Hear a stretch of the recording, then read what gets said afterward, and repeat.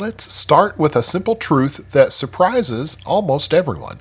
Your gut isn't just digesting your dinner, it's holding long conversations with your brain about how well you're going to sleep tonight.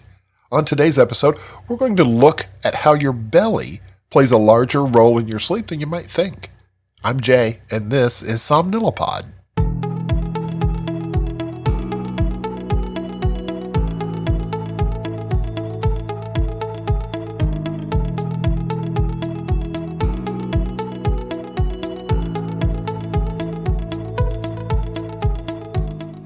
Hello, everybody. Welcome back. I am so glad that you are taking a moment to spend it with me, and I am so glad that I have the time to spend with you. I want to talk today about something that I am increasingly becoming more and more aware of and interested in as I look at the connection between wellness and sleep.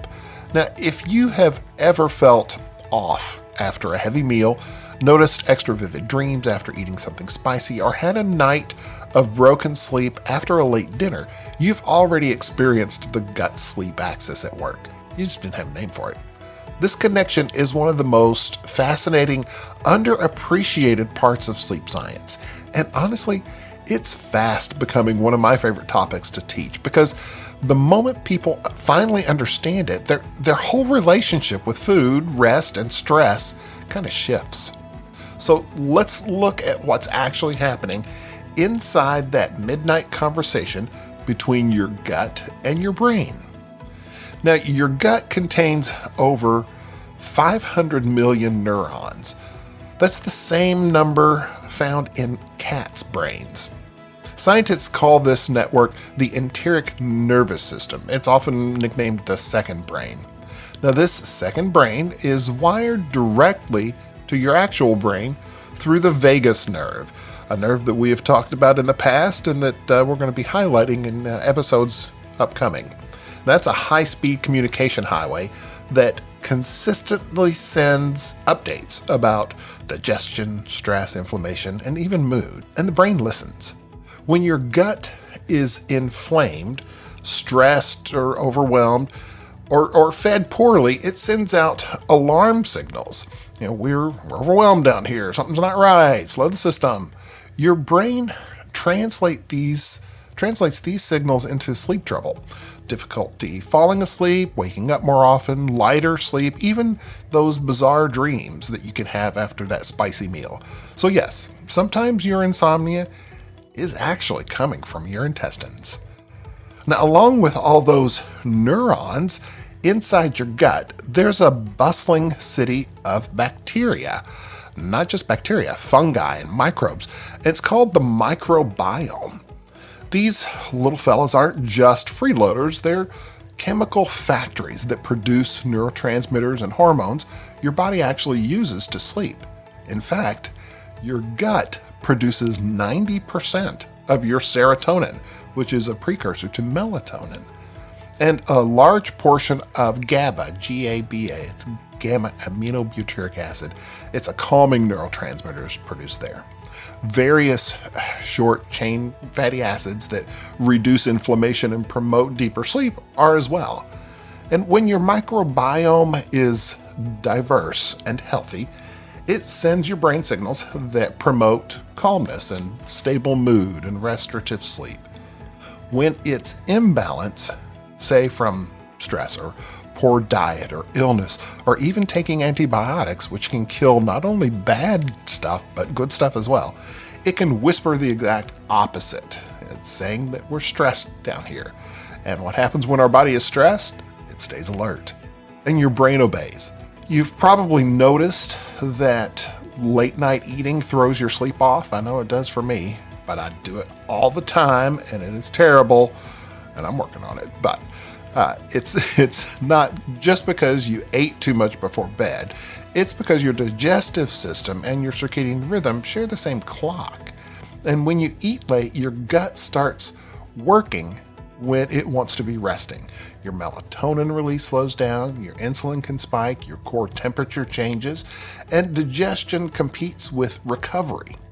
So your gut literally is telling your brain, hey, we're digesting here, no shutting down yet. and your brain complies by holding off on deep sleep. And guess what? The most important part of the whole axis?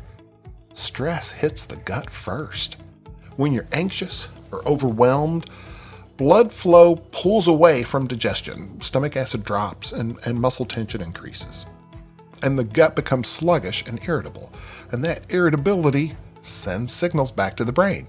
Brain feels the discomfort, ramps up more stress hormone activity. And the more stress hits the gut again, and that loop continues.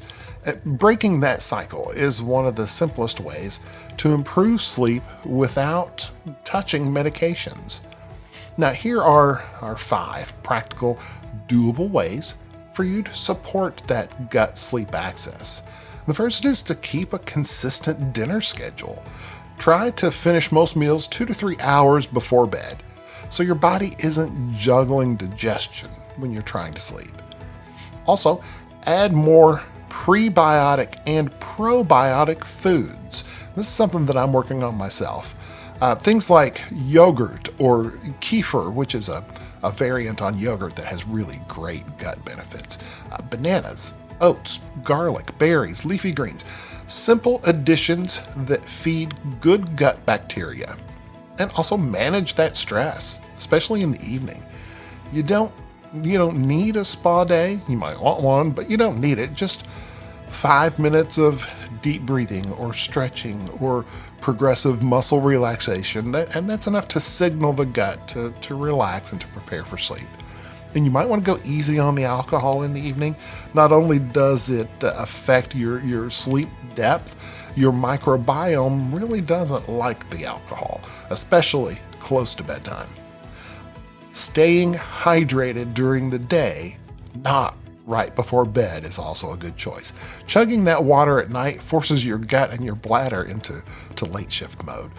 So small changes here and there can create big improvements in both sleep and digestion as quickly as within just a few weeks. When people first learn about the gut-sleep axis, something usually clicks. Sleep problems are rarely just in your head. Most of the time, they're in your whole system. Your brain, your gut, your nerves, your hormones, your daily rhythms. The gut-sleep axis is a reminder that your body isn't working in separate rooms. It's one big connected conversation. And once you learn how to participate in that conversation through food choices, timing, stress management, and awareness, your sleep starts turning the corner in a way that finally feels sustainable. Now, if you would, do me a favor, please. Whatever platform you're listening on, please go ahead and subscribe or like the channel. That really does help me out. Also, if you have any questions, comments, or if you have any good gut practices that you want me to share with everybody else, please hit me up. You can touch base with me at j@somnilopod.com, or you can reach me through the socials, through Facebook and Instagram. You can even touch base on the YouTube channel. So until we speak again, please remember to make sleep a priority. Thanks so much.